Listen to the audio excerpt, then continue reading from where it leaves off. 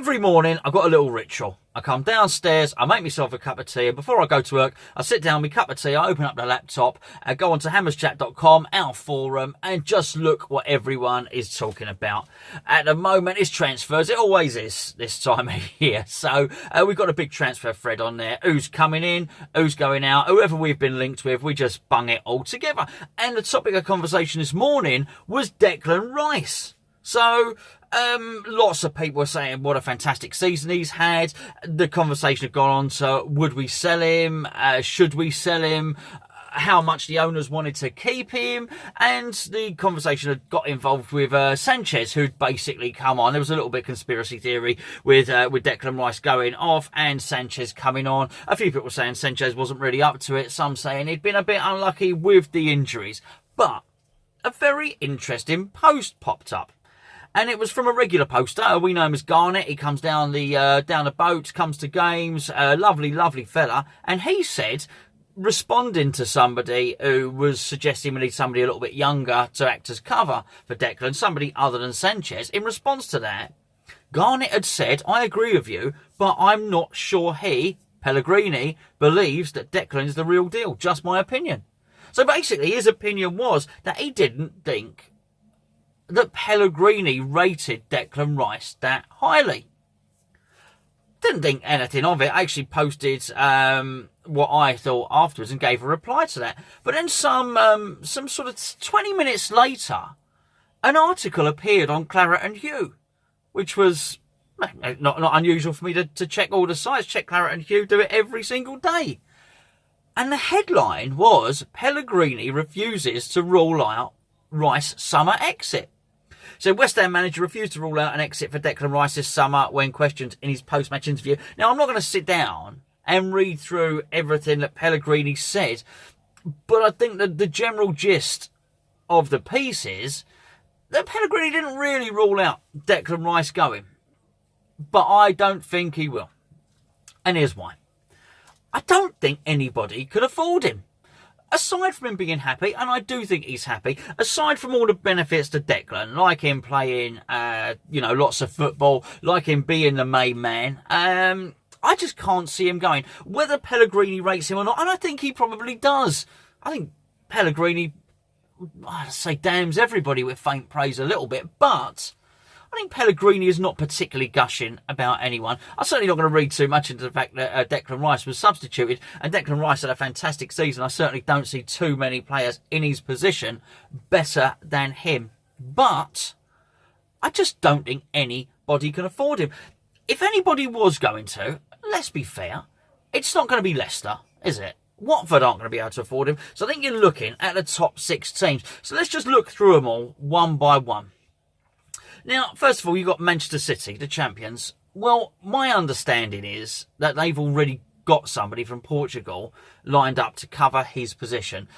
The guy is seen, whoever it is, I can't even think of his name, but he's seen as the Fernandinho replacement. Declan Rice has not been earmarked by Manchester City as a replacement for Fernandinho, who still, I believe, has got another couple of seasons left in him. So I think we rule City out for that.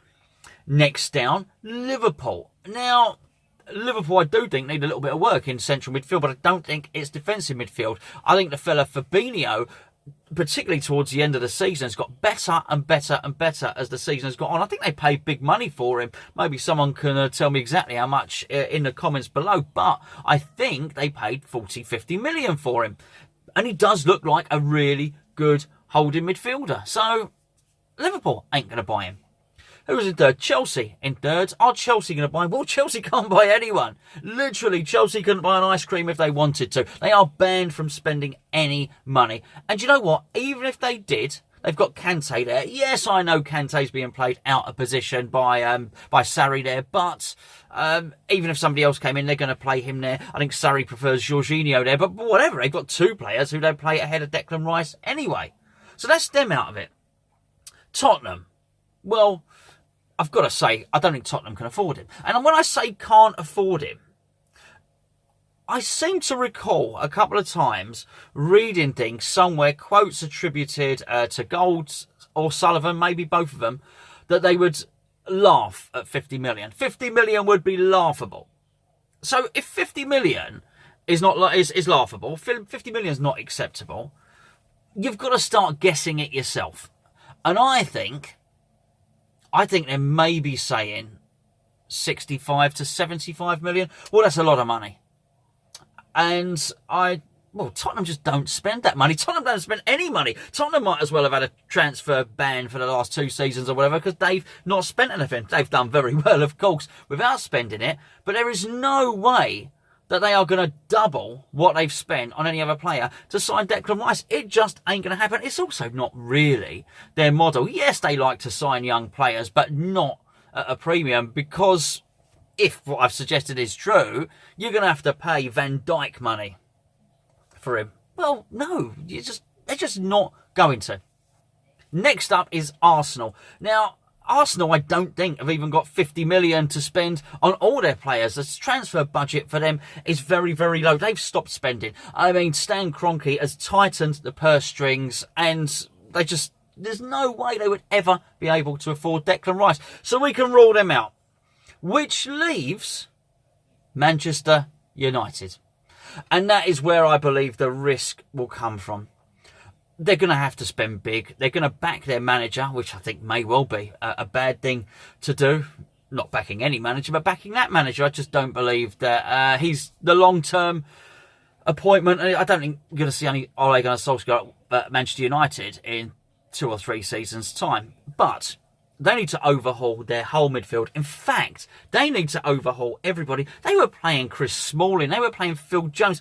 Ashley Young, who's a left winger, was playing at right back. Let's be fair, Sanchez isn't interested. Pogba's a funny one, can be world class when he wants to be, can be just a moody stropper whenever the time takes him.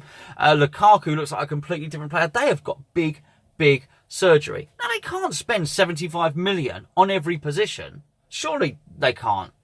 If they've got some money to spend, it might be 250 million. Apparently, they want Wan-Bissaka. They think they're going to get him for 50 million. Well, they might, but I don't think they are. I cannot see them, as desperate as they are, being desperate enough to pay 75, 80 million for what is a young player in Declan Rice. I just don't think it's going to happen. So for that reason, I think we're keeping him. I just don't think he's going anywhere. Maybe you think differently. Let me know in the comments below if you do. But I do think it's going to come from a domestic source if somebody wants to buy him. Because I just don't think Declan Rice's reputation on the European scene is quite there yet. He's played, what's he played? He's played 1 and a bit games for England, hasn't he? And done very well. And he is a fine player. But at the moment, I think it's going to be an English club. I don't think Bayern Munich are coming sniffing around for Declan Rice. I think they've maybe got their eye on slightly younger English talent and not Declan at this stage, because Declan costs a premium. A couple more seasons, the European giants may well be sniffing around him. But as it stands at the moment, he has a domestic reputation, which I think the big clubs would want him but can't afford him. I don't think he has a European reputation. Real Madrid and Barcelona are not going to be coming in to buy Declan Rice anytime soon. That's for sure. So rest easy. Listen, this video come and bite me on the bum if I'm wrong. But I don't think Declan is going anywhere. In fact, I'm absolutely sure of it. It's a Diop.